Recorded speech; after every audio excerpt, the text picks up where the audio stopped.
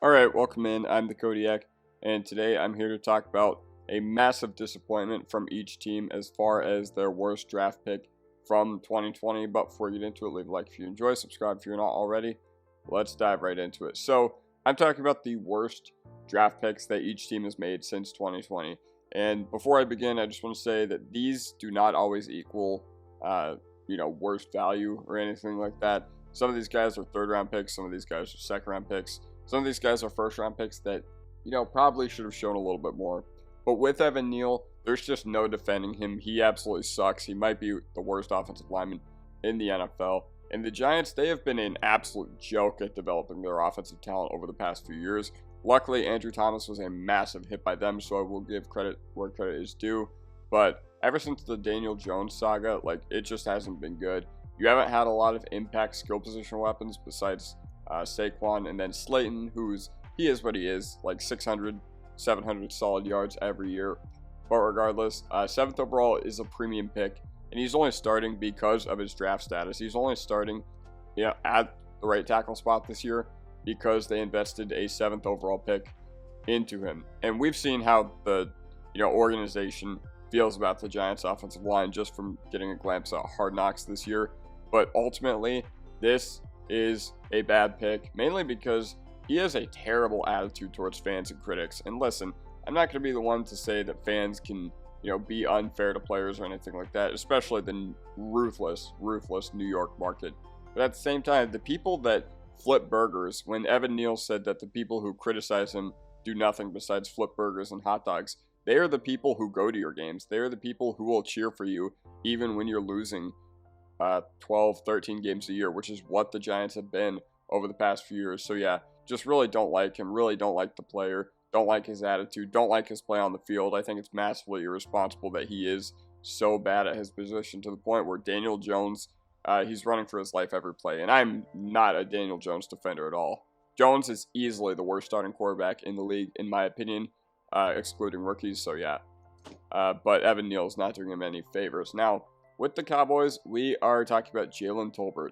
It was either UAB or South Alabama. I don't know. He went to a small school in Alabama. And a lot of people thought that, the Cowboys either got a steal or massively overdrafted him in the 2022 draft. And there had been a wide open depth chart behind CeeDee Lamb, and he hasn't taken advantage. Now, the Cowboys, they have not had a good run game over the past 2 years. So naturally, Dak Prescott, he's going to be throwing the ball a lot. And let me just make this clear. Jalen Tolbert, his rookie career was just a flat-out disaster. But he did take some nice steps forward in 2023. I remember there was a point where a bunch of Cowboys fans were like, okay, we have to have this guy take every single snap of from Michael Gallup now, who recently retired. Rest up. That makes him sound like he's dead. No, Michael Gallup retired. But, maybe we need to reserve some hype for the guys like Fehoko and Tolbert and just those guys who seem to show out in Cowboys training camp every year. And he does have new opportunities in 2024. Brandon Cooks in particular is about to get pushed over the old man cliff. So if Tolbert takes a step up this upcoming year, I will not be entirely surprised, but ultimately he is what he is, and he is a bust. So Eagles with Jalen Reagor. And to say there was nothing good about him as a prospect is very much hindsight, because analytically, he was pretty sound. And, that video of the Vikings laughing because they passed on Jefferson in 2020, I just really do not like that. I really don't like what Spielman and what Zimmer were doing there, just because it wasn't like a slam dunk selection. Jefferson was not a slam dunk selection. If he was, he would have been taken a lot sooner than 21st or 22nd overall, wherever the Vikings got him at.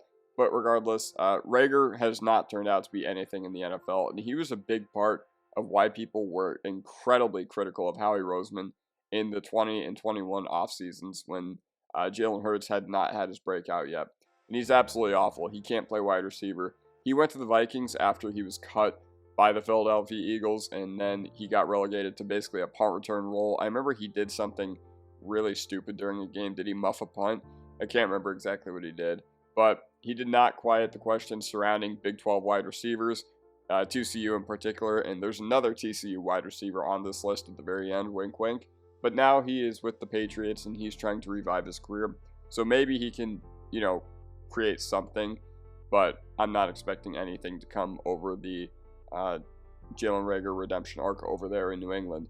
Commanders, Emmanuel Forbes. This was a very, very puzzling Jack Del Rio and Ron Rivera pick, especially considering the amount of DB talent that was on the board. I liked Forbes. Heading into last year's draft, but I thought he was more of like a, early to mid second round kind of player, because I didn't see him projecting as a true number one wide receiver. And obviously the Commanders thought a lot differently than me. And you know what? They were the guys who they actually talked to these prospects. They have more info on these prospects than any of us ever could.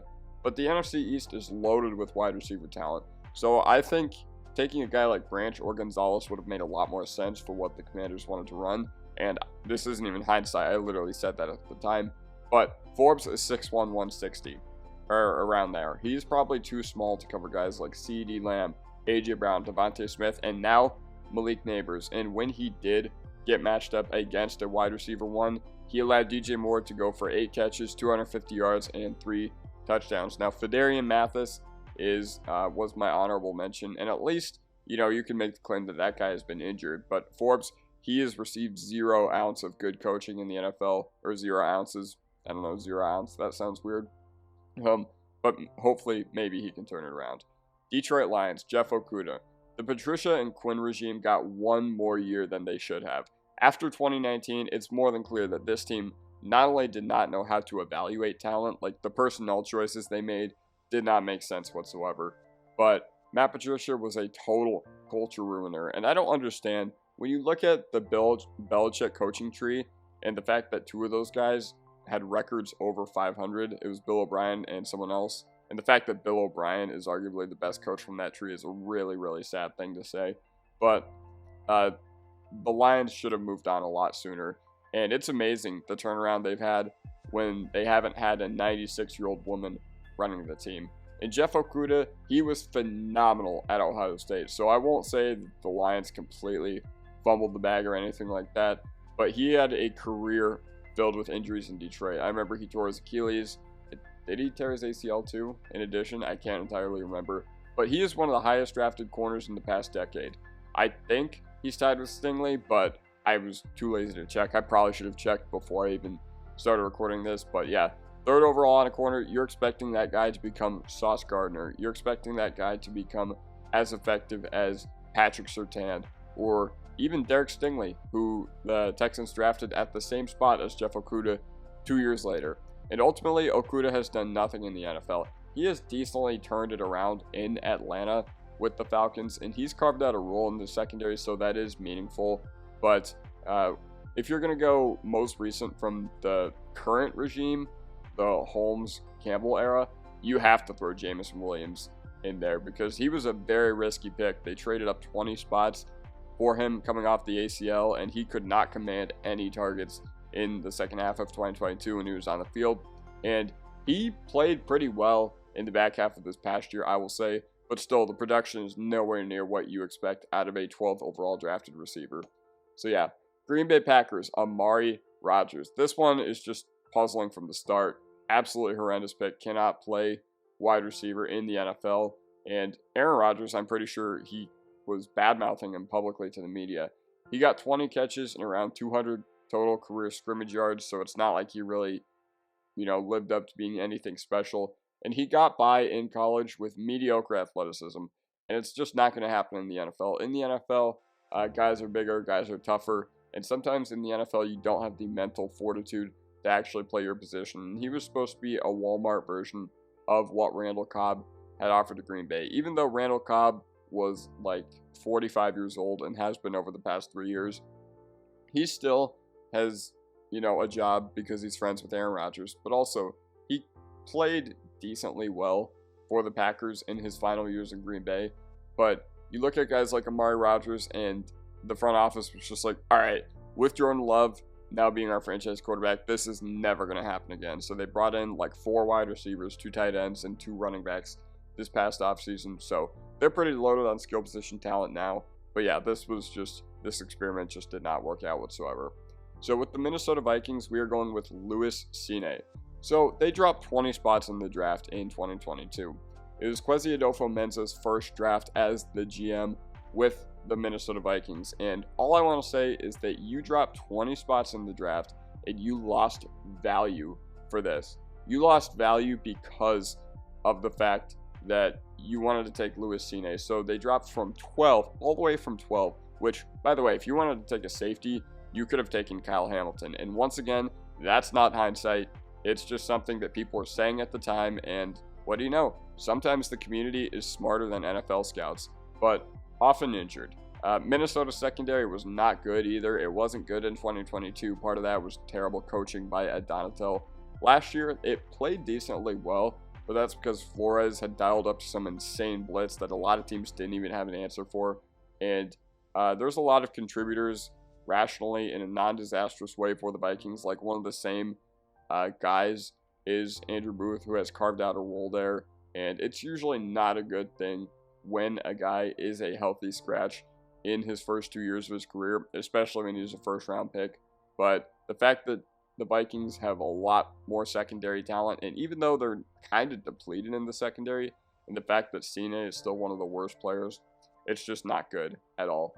Velus Jones, this was a extremely bizarre day 2 pick. So historical data does not favor wide receivers who are drafted late. If you are not an early declare, so the idea behind it is that good players declare early. Good players, they, once they're juniors and once they're 3 years removed from high school, they're just like, all right, I'm good enough to where I can go to the NFL. Velus Jones did not just declare in year 4 or 5, but he came into the league as a 25-year-old rookie.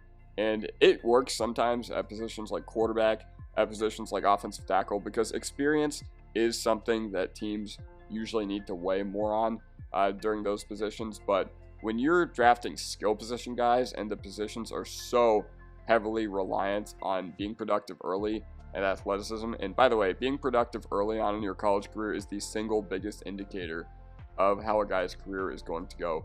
But Velus Jones, he had about 800 yards his final year in college, so it wasn't like he was completely blowing everyone out of the water. That's fine production, but I just did not know why they bothered taking him on day 2 in 2022, and I don't know. Now, he did have some pretty awful performances, particularly on special teams. Like, I think the Bears need to keep him as far away from punts as possible, and Tyler Scott does everything Velus cannot do. So this was a rare whiff by Poles and company. So, yeah. And the other major whiff they had at the wide receiver position was trading their second-round pick for Chase Claypool, who ended up just absolutely being terrible. Tampa Bay Buccaneers, Logan Hall. This guy is just completely invisible whenever he plays, and just based on the fact that the Buccaneers have had a good front seven over the past few years, and honestly one of the better ones in the NFL, it's just not good. He was drafted as a high floor, low ceiling kind of player, so when you're picking at 33rd overall, why are you drafting that kind of players? Isn't like the top 3 rounds guys who were, integral pieces to your team, the guys who you're expecting to become starters, and if not become starters, completely just at least make an impact in the NFL? And Logan Hall is not doing any of that. But there's a solid chance that he just cannot contribute to an NFL team. I don't know what I see when I watch him other than just a whole lot of nothing, because he's not strong, he's not athletic, and when you're drafting, like I said, those high floor, low ceiling kind of players, I just don't get the thought process behind it. Now, one player that I did want to mention for this exercise was Keyshawn Vaughn, because Keyshawn Vaughn has had a million opportunities to at least be something for the Tampa Bay Buccaneers on the offensive side of the ball, and it's just never happened. It's just never happened, and I don't know if it's ever going to happen. Good player at Vanderbilt, but I don't really know why he hasn't been anything in the NFL. I think it's because of the fact that the Buccaneers have not had any semblance of a run game, which I've talked about ad nauseum on this channel before. But yeah, it's just kind of funny looking at the team archetypes, and I'm just like, oh yeah, Tampa Bay's run game is still bad, even with Rachaad White, who's a great receiving back. But yeah, so Logan Hall, worst draft pick by the Tampa Bay Buccaneers since 2020. By the Saints, Trevor Penning. So the only times I've heard about this guy throughout his NFL career is, one, when Saints fans are talking about how much he sucks and how bad of an offensive lineman he is. But two, when he got kicked out of training camp practice 3 practices in a row his rookie year. And he was drafted to complement Ramczyk. Now, since Ramczyk is out for the year, you are going to rely on him to hold up the right tackle spot. And he was relegated to the 6th offensive line role, and he couldn't get on the field during 2023. And the Saints, what makes this very painful for the New Orleans Saints is they paid up for Penning and for Olave. So they traded for like the 16th and 19th pick in the 2022 draft by giving up the 18th pick that very same year and their 2023 first. So they bet big. They extrapolated their future assets, and they were just like, all right, we're going to try to build something this year. We don't really have that great of a quarterback situation heading into 2022. So we're just going to see if Andy Dalton can just make something happen. And it potentially could have turned out differently if the team still had Sean Payton, just because Sean Payton, whatever you want to say about him, he is definitely good at projecting offensive line talent in the NFL. I know that they did have Ruiz, who did develop into a above average guard 3 to 4 years after he was in the league, but there's nothing wrong with that. Like, he was never going to be a consideration for me on this list. Like Penning, who just has zero semblance of skill or technique and is pretty much all upside and athleticism. Can he reach that upside?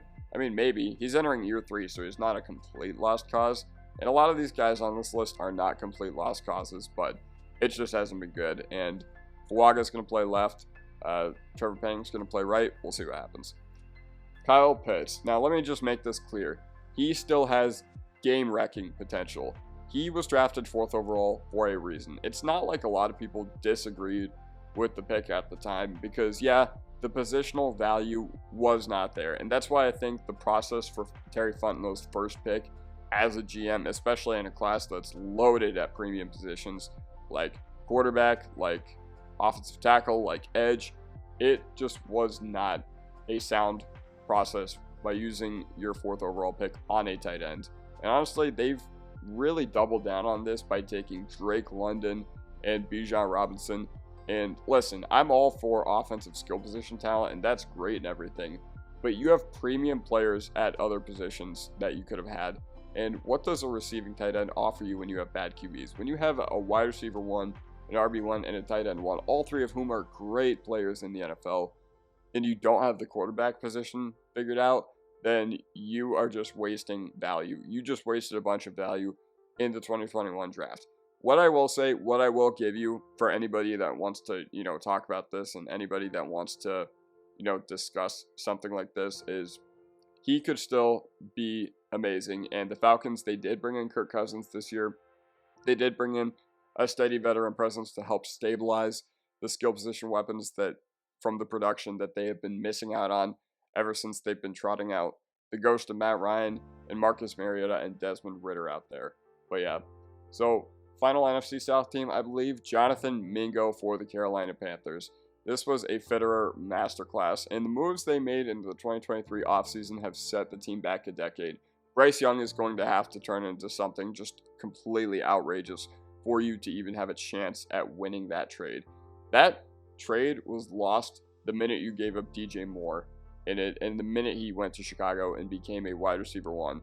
It just so happens that you also gave up Caleb Williams. You also gave up just a bunch of other stuff that you definitely could have had, and it just didn't make sense at the time for the Carolina Panthers, in my opinion. But Jonathan Mingo, he was seen as like this athletic guy, highly athletic guy, but he never produced in college, which was a major red flag. And a lot of the people that liked him were just like, okay, yeah, he's a great blocking wide receiver. So at that point, why not just make him a tight end? If he has receiving chops and he's a good blocking wide receiver, I understand that there are some guys who are just too small to convert to tight end. And those guys, not only that, are usually actually good at playing the wide receiver position. Like Ayuk is one of the best blocking wide receivers in the entire league. But Mingo, he offered nothing. He offered nothing as a prospect besides being a blocking wide receiver. And listen, why do you look at Steve Smith and why are you just like, okay, this guy can definitely evaluate wide receivers? Listen, if you had listened to Twitter nerds in that very same draft and you had not taken a shot on Jonathan Mingo and you had taken a shot on some of the other guys that people were liking instead, like Jaden Reed, Rashee Rice, Marvin Mims, sure, that would have been an overdraft. But Jonathan Mingo played like one of the worst wide receivers in the NFL last year. I'm sure you guys have all seen that clip where the ball is there for him to catch, like on the boundary, and he just jumps out of bounds, like inexplicably. And he was outsnapped and outplayed by a 49-year-old Adam Thielen. So it's just not a pretty sight. It's just not good as far as what he's offered to the NFL. And they drafted a Jonathan Mingo clone this past year in Xavier Legette. So that'll be an interesting room. Hopefully Canales can work some magic there. 49ers, Trey Lance. It says a lot that they have drafted Trey Lance, and they did give up 3 first-round picks to get him when, and the fact that they're in the position they are now, where they're still making the NFC Championship every year, it's just a testament to everybody in that organization. Because you can never swing big or you can never hit big if you don't swing. And I think that was the process behind the 49ers and what they were going for. Now, Lance was incredible as a prospect. I'm not going to say that he didn't warrant the 3rd overall selection, but the concerns about limited snaps were valid.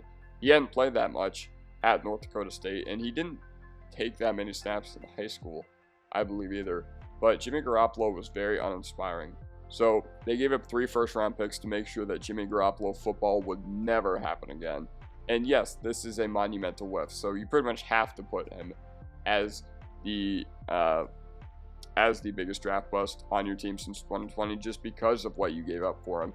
But again, the fact that they gave up so much for him and the fact that they're still in the position they are now, it's a testament to the 3 major guys in the organization. It's a testament to John Lynch, it's a testament to Kyle Shanahan, and it's a testament to Brock Purdy. Now, with the Rams and with Logan Bruce, I'm just not really sure how this fizzled out so hard to the point where he literally got cut last year. There's not too many misses from the McVay and Snead regime, despite the fact that they've traded so many of their picks away. They traded first-round picks for guys like Jalen Ramsey. They traded first-round picks for guys like Matthew Stafford. And they've traded away second-round picks in some of those deals as well. So pretty much the 3rd and later is where the Rams have really had their bread and butter. And they've gotten a lot of reliable contributors, especially late in the draft. But with Bruss in particular, he was injured early on in 2022. He was waived in 2023, and it doesn't seem like he's seen the field at all yet. Like, by that, I'm literally thinking 0 snaps, and I don't know if he's ever been on a game day roster to the point where he was actually active and actually an option for the Rams offensive line. But he's currently on a reserve/futures contract, and they've had multiple position switches. Like, Snead kind of talked about it. They were just like, okay, he was a right tackle. We switched him over the guard, and it didn't really work in that way. So, yeah, unfortunate scene there. With the Seahawks, we are going to talk about Dwayne Eskridge. And this was another really confusing round 2 pick on a wide receiver with a bad analytical profile. He was decently talented in college football. Can't remember where he went. It was either Central Michigan or Western Michigan. But he would have been an outlier to succeed. And Seattle had 3 picks in the entire 2021 draft. So you didn't really have an option to add to this team in the offseason anywhere else besides free agency, even though they did at the time have a lot of money tied up in some guys. But when you have 3 picks in an entire draft, you kind of need to hit on them. And each pick was going to be placed under a microscope, and especially this one. Now, the team waited for him to develop, but he got off to a poor start early on. I don't know his career numbers, but I think he has less than 300 yards receiving in the NFL so far. And Jackson Smith-Njigba has made Eskridge a total afterthought. Like, Eskridge, I'm not even sure if he's going to make the roster. Maybe he can contribute on special teams, and maybe that's why they do still keep him around. But ultimately, when you're picking a round 2 wide receiver that's older, you just need them to succeed right away, and Eskridge has shown no ability to do that in the NFL so far through 3 years. Arizona Cardinals, Isaiah Simmons. So one thing we need to realize is that positionless defenders rarely work out. Sure, you have guys like Jeremy Chin and you have guys like Derwin James who have contributed greatly to the defensive positions they've been drafted to, or defensive teams, that they have been drafted to. But this rarely works out. And when you have a defensive coordinator like Vance Joseph trying to A, decide how Isaiah Simmons is going to be deployed, but B, just decide overall how they're going to go with attacking his development, it just didn't make sense. And I didn't know why they went defense in this draft either. when the identity of the team was offense. Because at the end of 2019, what let them down more, in my opinion, was their offense, not their defense. And sure, you could have gone with the offensive line because there were a lot of really good offensive linemen in this draft. But people also get way too hung up on athleticism.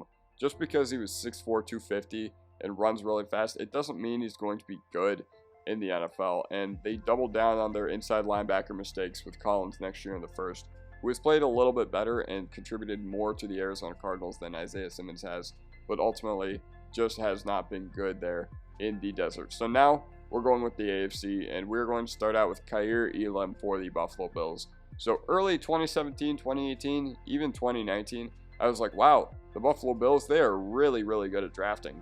And then what happened to that? I don't know. Maybe they changed their approach. Maybe it's because they started picking late more often than not. But with Kaiir Elam in particular, the coaching staff seems done with him, regardless of what Sean McDermott tries to say.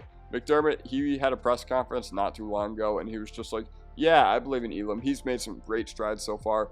And I'm just like, bro, he couldn't make an impact last year, even with multiple injuries to others. And I know that he did himself have an injury, and he did get an interception.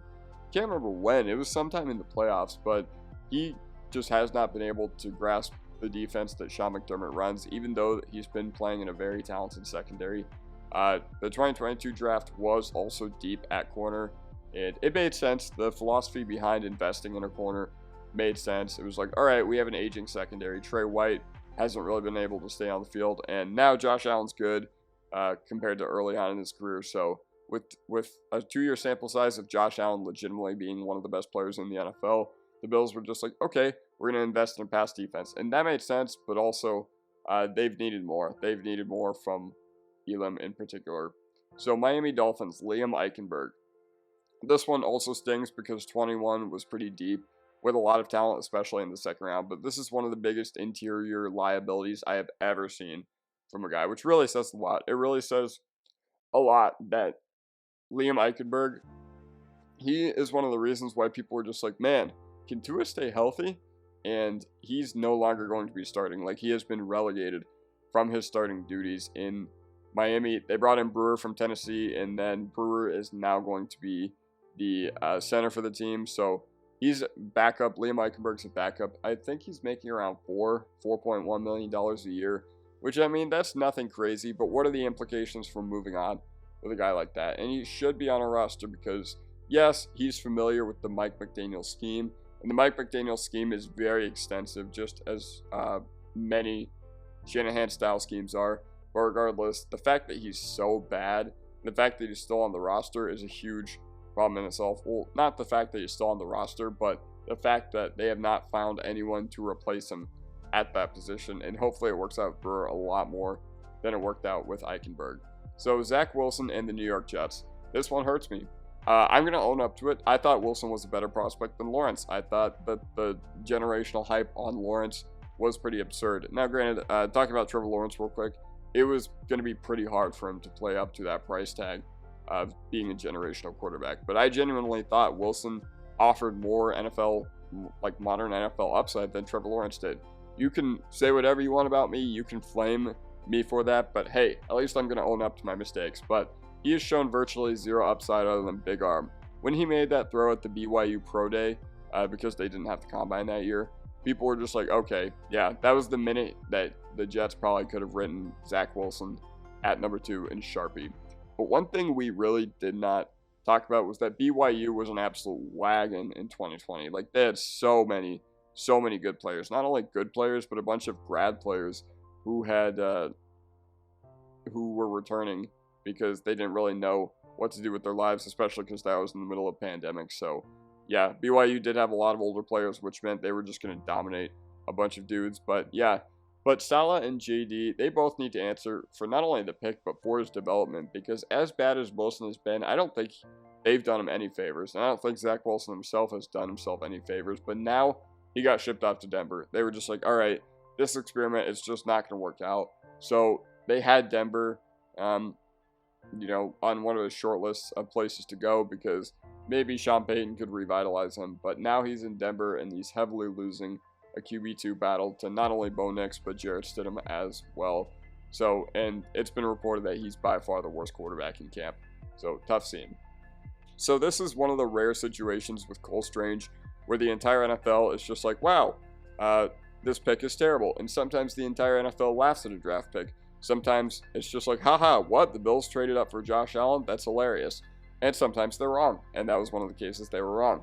But when a lot of people on draft night were flaming Cole Strange to the New England Patriots, this is one of the rare instances where I genuinely think sometimes the community could draft better than a lot of NFL teams could, especially with the New England Patriots and how poor they have been at drafting over the past few years. But not the Bills, but the Patriots got absolutely robbed in a trade down with the Kansas City Chiefs. They went from, it was either, where were they drafting? It was either 27, 29, 30, somewhere in that range. They got robbed in a trade down with Kansas City. I think they only got like a 4th round pick to move back 7 to 8 spots in the first.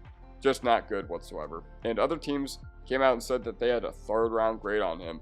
And Sean McVay kind of amplified this. He was like, yeah, Cole Strange, he was someone that we really liked at the end of the 3rd, maybe early 4th. He was one of our targets there. And this is part of Bill Belichick's inability to draft offense the past several years, because he doesn't go for what people in the media are saying. He doesn't go for the highest ranked player on the board. He just takes his guy and he just moves on. And the fact that Cole Strange just has not been good in the NFL so far, it's a really tough scene for New England. Now, you can earn that right, and for a lot of Bill Belichick's career, he did earn that right. But after the N'Keal Harry draft, after the Cole Strange pick, I was just like, and after the 21 free agency where he was spending market value on total scrubs, I was like, okay, this guy's just not a good GM anymore. He was probably the worst GM in the sport over the past 5 years of his tenure with New England. And Cole Strange did not help his case.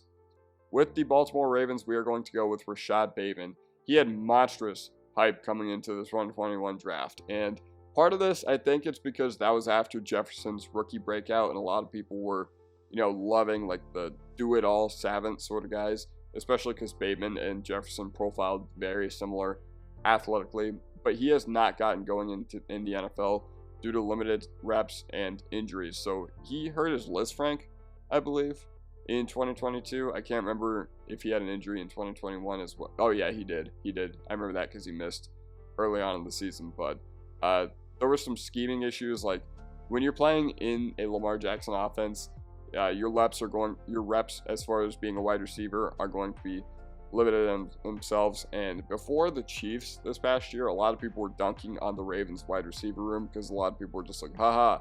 Like I remember I saw this meme that was like, when were wide receivers invented? And it showed 1937, like on a Google search. And then 1936, it showed a picture of Ravens wide receivers. But yeah, he's had problems staying on the field so far. He's self-aware. Like, he can poke fun at himself on Twitter, which is a lot of fun. Someone tweeted saying Rashad Bateman was the reason I left my wife. And then Rashad Bateman himself responded to the tweet in a very funny way. So yeah, he's very self-aware. Now, this is a guy who could still end up being something, but he had that drop against the Steelers last year, and I don't think his confidence last year even recovered from that. But yeah. All right. Jedrick Wills with the Cleveland Browns. So he seemed decently solid early on, and he was a big part of why Cleveland's run game in 20 and I think in 21 was able to get going. But he was hit with massive regression after an injury, and the Browns fans were not happy with the way he's turned out. And honestly, they have every right to be, because, you look at Wirfs, who has developed into one of the best tackles in the NFL, and it's tough. It's tough because even though the process of passing on Wills was not bad at the time, like it was honestly a toss-up between Wills and Wirfs, the fact that they had made just such a, a 1 or 2 decision, and it's turned out like this, is really sad. But it's amazing to me that Callahan can get insane production from replacement level guys. Like, I don't know, it seems like the Browns can take some 4th, 5th rounder and make him play at an all-pro level for about a year. But I thought the move made sense during the 2020 draft season. But the fact that they couldn't get Wills playing like a first rounder, I don't know, it's just tough. He's still a young player, so he does have room to grow. But again, meh. That's how I feel about him. Kenny Pickett. So he was wildly overdrafted in a bad QB class. And I remember there was a video on my channel a while ago saying, okay, Kenny Pickett is good but limited. Like, I made a video in January or February 2022 where I was like, okay, he's good but limited. And I didn't know why he got first round hype, because Sam Howell easily had the best 22 tape of all these prospects. And a lot of people comped Sam Howell to Baker Mayfield that same draft, which I did not think was a valid or fair comparison at all. I think it's honestly because they looked and played very similar. But regardless, he demanded a trade from the Steelers, and he is not good enough to do so. Like, I remember I saw a thing saying that Russ reached out to him and he started like preaching like gospel stuff to him, and then Pickett, that's part of the reason why Kenny Pickett requested a trade. But dude, you were not good enough to demand a trade from the Steelers. And I think part of the reason why they ultimately did swing on Kenny Pickett was, one, they did not have a solution after the Roethlisberger era. So they were going into the year with a Kenny Pickett, Mitch Trubisky QB regime. They didn't do him any favors with Matt Canada developing as his offensive coordinator, but Jalen Hurts to Kenny Pickett is about as big of a backup or starter to backup downgrade as there is in the NFL. Actually, maybe Josh Allen and Mitchell Trubisky is a little more sizable, but the offense, it looked better with Mason Rudolph in most cases, and Kenny Pickett, he just did not show anything. He has no upside, he has small hands, and he just is the worst pick by the Steelers over the past few years. With the Cincinnati Bengals, we are going to go with Jackson Carman. So this was not too long after Joe Burrow had torn his ACL and completely blew out his knee on the FedEx Field turf. And a lot of industry experts had him lower than the Bengals took him, like probably about a half round lower, probably about a round lower. But apparently Mike Brown, he reached into this draft basket and he forced the Bengals to take a guy like Jackson Carman. And that's really interesting, but a disturbing allegation surfaced a year after he was drafted that apparently had come up in 2020, but Mike Brown had said probably the worst thing I have ever heard from an owner say about a legal standpoint. He's like, yep, we were aware of the allegations, and yeah, that's basically all he said. He basically said, yeah, we were aware, it wasn't going to stop us from drafting him. So basically he said in a professional way, he said, yeah, we knew about it, cry about it. Carman has had multiple opportunities to take over a role, especially on the Bengals offensive line, that has been held by duct tape at certain points over the past few years, ever since Burrow has been getting drafted. But can they develop their talent on the offensive line? It remains to be seen. Hopefully Mims turns out a lot better than Carman did. Even though they used a much higher pick on Mims, I think it's going to be a lot more different this time around. But yeah. So speaking of bad interior offensive linemen, we're going to go with Kenyon Green. And he was more of a fit for Pep Hamilton's blocking scheme versus Bobby Slowick's. Now, I'm not sure the implications behind a power scheme versus a gap scheme, but a lot of people were saying that this is why Dameon Pierce also kind of got relegated and banished to the shadow realm, because 2022, Dameon Pierce would have done really well with Houston because he was a missed tackle machine. And I do still have hope for him, but hopefully Green can play up to what he was drafted to be, because I saw that in his draft report from 2 years ago that his run blocking at Texas A&M was supposed to be monstrous, but apparently he showed up to camp his rookie year out of shape and just not, what the Texans were expecting. Apparently he came in lazy. And offensive line, for obvious reasons, and the fact that you have your franchise quarterback and you want to protect him, it's something that the Texans could really use. Like, even if someone's not starting, you could definitely use capable bodies. But he missed all of 2023 with an injury. So this is honestly going to be his second full year of experience in the NFL. Injuries can be really tough in derailing a player's career and, missing out on important development time. But yeah, I just hope that he can keep C.J. Stroud upright. With the Jacksonville Jaguars, we are going with C.J. Henderson. So with the 2020 draft alone, we are spoiled for choice because you have C.J. Henderson, who was off the team in about a year. You have Caleb Chason, who I'm pretty sure he wasn't off the team right away, but the Jaguars just didn't pick up his option or extend him. And then you have Laviska Shenault, who the Jaguars just could not find a role for him as a wide receiver. He did nothing besides catch screens, and that was really interesting to me because Shenault was phenomenal at CU. I saw him catch 5 touchdowns in a game against Arizona State in October 2018, in person, because that was Parents Weekend and my sister was attending CU at the time. So it's pretty cool that I got to see Ayuk and Shenault and didn't even realize it because I wasn't that dialed in with college football then. But he's a liability on the field combined with not having a good attitude. And that's just not really a good combination, especially with a regime like the Jacksonville Jaguars. And he got traded in the beginning of 2021, and the fact that Urban Meyer was willing to ship him off just says a lot about C.J. Henderson's character. And if he developed, him and Tyson Campbell could have been great. It could have been in a great quarterback tandem, especially now that the AFC South actually has a lot of good quarterback play. But he tried to revive his career in Carolina. He's now with Houston, and Houston's secondary, since I think Jaguars fans are going to be interested, it's Stingley and a bunch of either often injured guys or top 10 draft busts. But yeah, he did carve out a role in Carolina, but ultimately I think Panthers fans were still not too sad to see him go. With 2022, we're going to go with Alec Pierce. Now, disclaimer, the Colts, they haven't had many busts. They haven't had that many hits either, but it's hard to look at a guy and be like, okay, yeah, this guy was definitely the worst pick from that year. And he has not been the worst player by any means, but he was relied on to have a bigger role in this offense. And he was honestly, to me, when I was watching Desmond Ridder at Cincinnati, what stuck out to me was I was like, who is that receiver? Like, he's incredible. And to this day, I'm going to stand by this. I think he was the only reason that Desmond Ridder actually ended up getting drafted to the NFL in general. Now, Alec Pierce, he had 500 yards last year, so he didn't have the worst year, but ultimately, with a guy who had a lot of opportunity, you would have liked to see him have a lot better production. And he has had a handful of good games, and he has come up big for the Colts, so he is not the worst player by any means. I just want to stretch this. It kind of shows how good the Colts have drafted, where they haven't had like a huge bust or anything like that.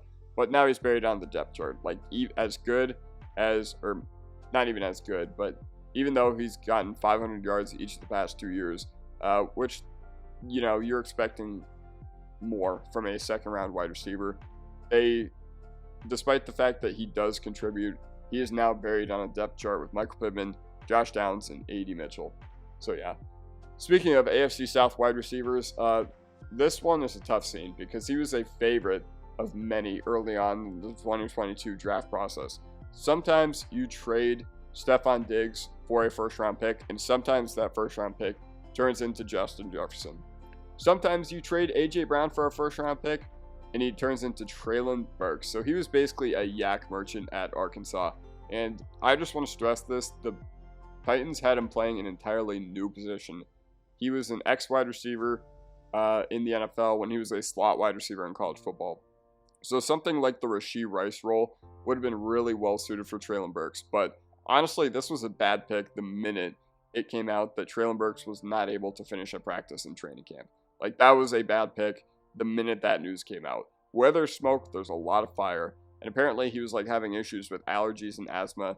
And I do feel bad for the guy. I wish that he was able to, overcome that. And sometimes in the NFL, it just doesn't work out. He's now wide receiver 4 on Tennessee, but that's a pretty crowded skill position room because you have D-Hop, you have Ridley, who you just added, you have Boyd, you have Chigoziem, you have Tony Pollard, Tajay Spears. So there are a lot of mouths to feed there. And even if Levis isn't good, Burks is someone who definitely could have developed, and definitely it just would have been good for him to have that security blanket there with Treylon Burks. So yeah, with the Kansas City Chiefs, we're going to go with Sky Moore. And here's what I'll acknowledge. This is another team that I look at a lot of their picks over the past 3 years, and I'm just like, all right, they're fine. Like, there's nothing I look at, and I'm just like, wow, that was a monumental bust, except for Sky Moore. And Veach, he is the GOAT GM, like, no disputing it anymore. And Reed can coach rookies up like no other. But the wide receiver moves in 2022 were all a huge whiff. The fact that they were able to play Moneyball with their wide receivers over the past 2 years and still win the Super Bowl shows how good they did of constructing this roster on the defensive side of the ball in particular. But a lot of them were a huge whiff. Marquez Valdes-Scantling and Kadarius Toney, they were both just absolute comical acquisitions. Same with Sky Moore. And Sky Moore, he never developed or took the reins in a weak wide receiver room. I remember coming into week 1 this year, Kelsey was ruled out. So a lot of people were just like, all right, I'm going to start Sky Moore in my fantasy football lineup. And I remember seeing a tweet by Fantasy Flock, and he was just like, if you start Sky Moore tonight, you deserve exactly what's coming for you. And Sky Moore had 1 catch for 3 yards. And I kind of like Sky Moore as a prospect. He had the highest graded PFF grade from the 2021 college football season as a wide receiver. And yeah, he played at a small school. Yeah, he was a late declare. But the wide receiver room is now being rebuilt. Like, he is just done. He's buried on the depth chart. He is behind now Hollywood Brown, Rashee Rice, and Xavier Worthy. So the chances he makes an impact on the field for the Kansas City Chiefs is just comically low. So Alex Leatherwood, this is one where he was drafted to go opposite Colton Miller, and the team struck out on their first round picks, but it gave them Kuntz, it gave them Diablo, it gave them Nate Hobbs, it gave them Merrick, and honestly, with the Raiders, I think if they had drafted better in the first round over the past few years, we'd be talking about them potentially as one of the better drafting teams in the NFL, because they have some absolute dogs, especially on the defensive side of the ball. But with Alex Leatherwood, this is one of those rare instances where people did not like this pick, and people dunked on this pick immediately after the draft. They were just like, what are Gruden Mayock doing? And eventually it just turned out the fact that the media once again was right. So they did strike out on this pick, and honestly, where I think it went wrong is they fell into the Bama trap. It's tough to get into a better situation than college football Bama, because Nick Saban, he's a better coach than pretty much every other NFL coach, just in general. So he was good at putting his players just in a perfect position to succeed, and he had short arms for a tackle. Like, a lot of the concerns for Leatherwood in the 2021 draft process came to light when he had short arms for a tackle. He was not really considered a mauler in the run game either. So it's like kind of like a, okay, what does he do sort of thing. And people were just like, okay, maybe he could make a career at guard. But no, they cut him. I remember there was a tweet saying, okay, we are going to give up Alex Leatherwood and we're going to see what we can get for him. And they received zero interest from any other team. So yeah, Broncos, we are going to go with Drew Sanders. This is a team that, because of the Russell Wilson trade, they have not had a lot of assets to play with in the draft. And last year was the semblance of, okay, you kind of need to hit on your picks to, if you are going to trade away Russell Wilson. And I'm not mad at the front office, especially as a Broncos fan, for what they've done with those picks. I'm mad. I wasn't mad that they traded for Russell Wilson. I'm mad that they did a horrible job building the roster around him, because, if you give up that much, you better you love the roster that you have. But the vision never, ever made sense from the start. There are like 80 guys on this roster that have played the inside linebacker edge hybrid role. You have guys like Cooper, Incoom, and Browning, and they've all done that. So you're relying on Vance Joseph to develop another guy who you can deem as versatile or a hybrid. And he contributed on special teams in 2023, but that's about it. When he was thrust into the starting inside linebacker role, after Jewett and Singleton had both gotten hurt in Miami, it was just bad. It was bad, and one of the worst defensive performances I've ever seen. And, the poor tackling effort was a huge reason why. An honorable mention, same draft class, Riley Moss. Riley Moss can't even see the field. He was a corner who you drafted. You gave up an extra third to draft him, so the vision didn't really make sense there either. I wanted Devon Achane, but I guess the Broncos front office did not agree with me. Well, Chargers. I believe this is the last pick in the entire presentation. So Quentin Johnston, I was a believer coming out. I thought he was in store to go absolutely nuclear in 2023. And the reason for this was I was like, okay, the Chargers could use a guy where you can just throw him the ball and you can rely on him to be such a great yak player. And a lot of the criticisms for him were, okay, he's a raw route runner, but man, look at his forced missed tackles. And it turns out when you're playing against Big 12 defenses, A, they're not good at tackling, and B, it's just a conference full of offense. So yeah, but I thought he was in store to go nuclear, because I was like, okay, Keenan Allen and Mike Williams, they combined are going to miss at least half the season. That was not what I said last year, even before both those guys got hurt. That was just what I thought was going to happen, because they had a really, really difficult time staying healthy. And he had an absolutely horrific season. Worst man coverage beater in the reception perception database.